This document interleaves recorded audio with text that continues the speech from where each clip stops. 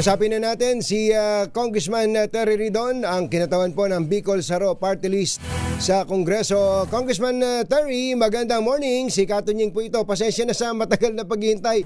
Magandang negosyo. Magandang umaga. Maraming salamat sa pagpunta. Opo, Congressman, actually kahapon pa lang nung nabanggit na ni Congressman Liviste ang inyong pangalan, yung agad ang binanggit namin sa aming staff dito to get in touch with you sapagkat nung binanggit niya na may insertion ang Bicol Saro Party List. Of course, ang mga nakarinig nun ay maaaring nahinuha na kayo yung nag-insert. To set the record straight, ano po ba ang sagot ninyo doon sa pahayag na yon ni Congressman Liviste? Well, una kailangan siya maglinaw kasi sa dalawang malaking programa, katulad po ng programa niya, binanggit niya, hindi Bicol Saro yung una niyang sinabi. Babasahin ko yung quote. Ang sabi niya, si Bicol Saro Party List Congressman Terry Ridon may 150 million road project insertion sa Pamplona at Pasacao, Camarines Sur. So, ibig sabihin, yung pa lang ho, sinungaling na yun, saka fake news na yun. Mm-hmm. Di ba? Ibig sabihin, ako yung tinutukoy niya na nagkaroon ng insertion for the 2025 budget, hindi naman yung Bicol Saro Party List, kundi si Congressman Terry Ridon. Mm-hmm. Yung binigit po niya in 2 programs, including your program. Mm-hmm. No? So, ang sinasabi ko, hindi yung totoo. Kasi paano ako magkakaroon ng insertions kung hindi pa ako congressman noong 2024? At kababalik ko lang po ngayon pong 2025. So, yun po yung unang kailangan natin linawin. Okay. Kasi hindi mo yung totoo. Mm-hmm. Dahil sa ito pong 2025 budget, para lang sa perspective, ay nabuo ito noong 2024 na hindi pa ho kayo kinatawan nun. Tama, hindi pa ako congressman si Congressman Labiste, hindi pa ako congressman ako. Noong 2024. Ibang mga tao po. Ibang mga tao. Lumikha po ng budget po na yan. Yes. Pero doon po naman sa Bicol Saro Party List, chinek nyo po ba kung meron talagang 150 million peso project o insertion, kung ano man ang tawag doon, sa Camarines Sur, sa dalawang bayan na nabanggit? At hindi ko alam Kasi ang totoo, ang hamon ho natin kay Congressman Liviste, ilabis niya yung buong listahan. Mm-hmm. Diba kasi sinasabi niya ron, nandun lahat ng listahan ng mga proyekto, nandun po yung listahan ng mga proponents, nandun po yung listahan kung saan po ginagawa ito pong mga proyektong ito. So, at this point, sa totoo lang, hindi ko alam yung pong, kung totoo o hindi, yung pong sinasabi po niyang mga road projects. Kasi nga, ang panawagan sa kanya, where is the entire list? Are you making a selective disclosure here? At ako pa yung pinapangalanan at pinifake news mo. Apparently, nung pong binanggit niya yun kahapon, ang pagkakaintindi ko ay parang kaya niya kayo pinangalanan dahil kayo yung naghamon sa kanya to disclose or divulge the entire list.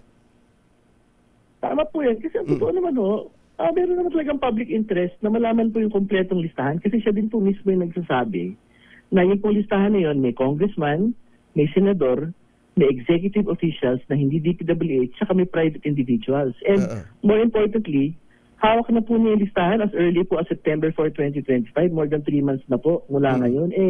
Ang totoo ho, paano natin ma-authenticate ngayon yung pong sinasabi niyang listahan kung yung pong may hawak po nun, patay na ho. Siya, former DPWH Undersecretary Catalina Cabral. No? Kaya nga, ngayon, ang moving forward aspect na po talaga nito, yung pong DPWH, sabi niya, lahat ng files, dadalhin na daw po nila sa ombudsman dahil may subpoena na po para dun sa files po ni Yusek Cabral. So tingin ko, doon na po talaga tayo dapat mag-focus kasi nag-commit na po yung DPWH na hindi, ibibigyan na namin yan. Kung ano yung makita ho niyan, yan po yan, yung chain of custody po ng mga dokumento, makikita niyo po dyan. But of course, alam naman natin na hindi lang si Yusek Cabral ang may knowledge tungkol dito, Congressman. Hindi po ba?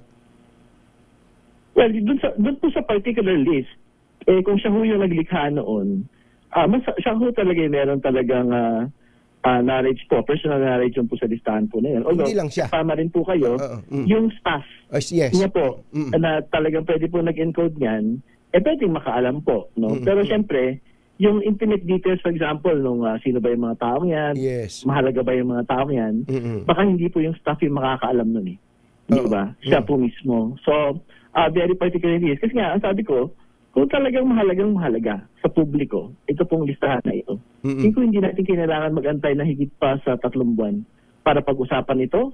Yung una, pangalawa, at i-disclose po kung kabuang listahan po na ito. Yung Kasi pong- sabi ko, Gahit ba? ang sinasabi ko natin talaga, ang sinasabi na kasi over the weekend, hindi. Kasi kaya ko hindi linalabas yan dahil yung House parang ayaw ipadabas sa akin. Sabi ko, hindi mo kailangan ng House para gawin mo yun. Congressman ka, pwede mong gawin yan kahit to wala akong pagpahig po ng mga kongresista at mga liderato po ng Kongreso. Ang sabi na ngayon, hindi, gusto kong ilabas yan pagka sinabi ho ni DPWH Secretary Vince Tison. Pero ang sabi ko din, hindi mo kailangan ng pagpahig, lalo na ng DPWH Secretary, sabi mo, pinayagan ka na nga na makuha mo yung listahan. Walang pumipigil sa'yo na ilabas yan mula noong September 4, 2025. But he also made mention na isinabmit niya ito sa ICI, Congressman. Hindi ba, does it not, don't you appreciate it? Well, we have to get the acknowledgement first of the ICI or the Ombudsman kung talaga nga ba sinabit po niya. Parang napakanood ko yung mga interviews, parang hindi binigay listahan, parang pinakita lang sa kanila po yung file. So, hindi ko alam kung it was an actual submission to those offices. No? Siyempre, if you really wanted to get to the truth, you have to give the entire list to all the investigative bodies po. Hindi mo yung parang papakita mo lang po yung slides or yung file sa kanila tapos hindi mo iwan sa kanila.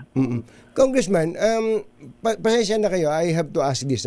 Hindi ba it is incumbent din upon you na mag-usisa na mismo sa Bicol Saro Party List? Total, yan naman ay nire-represent ninyo at kaya nyo naman siguro mag-utos dyan to check whether or not what Congressman Leviste is saying is true. We actually need to check. No? Kasi ang totoo naman again, even if he talks about these are insertions, ang totoo, ang itatanong ko sa kanya, hindi pa mahalaga yung mga kalsada dito po sa mga lugar po na ito. Di ba? Pero ang totoo, the burden of proving and showing the list is not actually on me. Di ba? Or on Bicol Saro. The burden is actually on him. Kasi nga, when he went to you and he went to all of the programs, wala naman yung actual file. Di ba? Na ipinakita, sinabi lang, may binasa lang siya na Bicol Saro Party List, Congressman Terry doon, may 150 million. So, we will do it in due course. No? Kasi kahapon lang naman ito pinasabog ni Congressman Leviste. So, we will have to confirm on whether or not these are projects that have been proposed by Bicol Saro, and yun yung una. And secondly, kung kumusta po yung implementation nito po mga proyektong ito. Yeah, tama po kayo doon. Pero ang sinasabi ko, hindi naman siguro mahirap na dahil yayaman din lang na kayo po ang representative ng Bicol Saro. Tanong, meron ba? Kung meron, may project ba? Kung maganda yung project, ano problema nila sa project na to? I think it's there's no problem showing it. Hindi na usapin ng burden of proof yan. Gagawin natin yan in due course, pero ang kailangan natin talaga pag-usapan ngayon, tama ba yung paratang Congressman Leviste sa akin kahapon? Hindi ko rin. We can confirm it naman within the week or within the next 2 weeks kung kamusta po. Kung una, kung totoo ba yung proyekto na yan na talagang we had proposed it as a party, and secondly, kumusta po yung implementation. Pero I think what is more important was his actual allegation to me that it was me who made an insertion in the 2025 budget. Tingin ko yun muna yung kailangan natin pag-usapan ngayon. Diba? Kasi that confirmation will come in time. It doesn't have to happen today. It didn't have to happen yesterday. Binanggit ko lang yon kasi gusto ko lang sabihin na hindi naman mahirap gawin yon, Congressman. Wala problema. Pero it's a timing question. Diba? So, ibig sabihin, yung allegation kahapon, nag-insert ka. Hindi ba? Kumbaga, the moment na may mag-allege sa'yo na nag-insert ka, parang yung mga tao, nag-insert siya talaga. Doon muna tayo mag-usap. Kasi, yun yung kailangan mo nang linawin. Di ba? Okay. So, the confirmation on whether or not the project exists, and it was actually Bicol Saro that proposed it, pwede mo natin yan gawin. Sino po ba ang... tayo nga, palagay ko, nagkakasundo naman tayo. Wala naman debate na ang hindi lahat ng insertion o hindi lahat ng mga projects na pinropose ng sino mang mambabatas ay masama.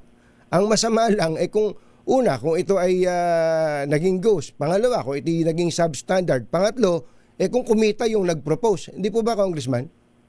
Yeah, yun lang. Actually, yun naman yung kailangan mo natin linawin. And more importantly, kailangan din natin mag-ginawa. Ano ibig sabihin niya Congressman Libis na insertion? Oo. Diba? Kasi ang totoo, kahit yung insertion, marami hong definition yun eh.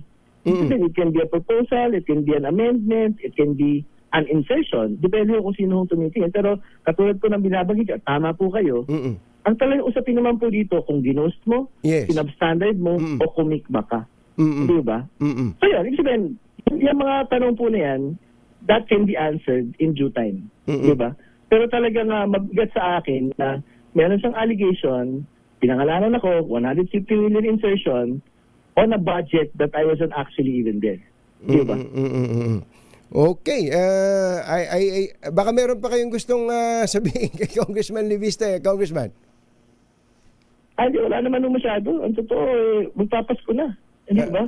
So, siguro dapat maghanda tayo dun sa lahat ng mga lilalabas din ho talaga natin mga impormasyon, detalye ng mga impormasyon. Kasi siyempre, wag ko natin asahan na it will remain unanswered.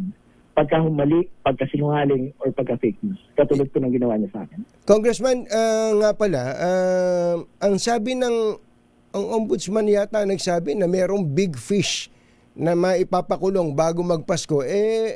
Last day na may pasok ngayon, hindi ba? Well, actually, totoo kayo. Kasi may December 15 ho tayong pinag-usapan noong nakaraan. May mga narinig ho tayo na dapat may makukulong by December 15. Oo. Wala pa rin ho tayong narinig na makukulong by December 15. Oo. Pero anyway, matagal, may December 31 pa naman ho. Baka naman ho, meron pa ho next week, no? Amasahan ho tayo ng mga... Kung sa bagay, ang mga Pilipino matagal daw mag-celebrate ng Pasko hanggang January 6.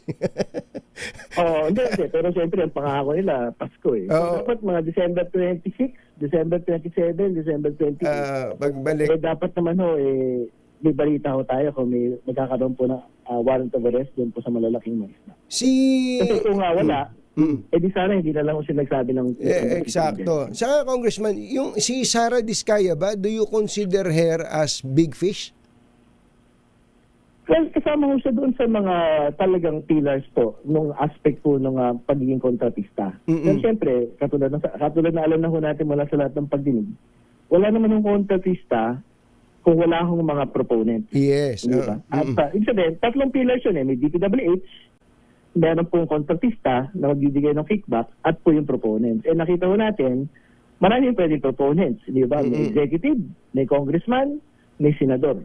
Diba? So, yung pillar po na yun yung hinahanap ng mga kababayan po natin. Sino po yung congressman, sino yung senador, sino yung taga-executive na dapat pong ina-aresto na ho bago matapos po yung taon. Pakiabot din pala, Congressman Ridon, ang pakikiramay natin sa pagpanaw ni Congressman Romeo Acop. Nakakabigla naman yung pangyayari na yun. I'm sure na mamimiss po siya ng Kongreso, ang isang katulad po niya, no? Well, talagang siyempre nakikiramay din ho tayo, no? At ang commitment naman ho namin, kasi bilang bahagi po ng Quadcom sa ilalim po ng 20th Congress, ipagpapatuloy ho namin kung paano ho siya talaga nagturing, no? Dito po sa mga pagdinig po natin, yung talagang no nonsense ho niya, no grandstanding na pamamaraan ng pagtatanong sa ating pong mga witnesses. Kasi mahalaga yun eh. Hindi talaga pwede dito yung pabida-bida ka lang sa Kongreso para makapuntos, no? Si Congressman Acop po yung halimbawa kung paano ho dapat ginagawa yun. Yes, sir. Congressman Terry Ridon, maraming salamat po sa oras at happy holidays po sa inyo. Maraming salamat. Happy holidays, Katunying. See ya.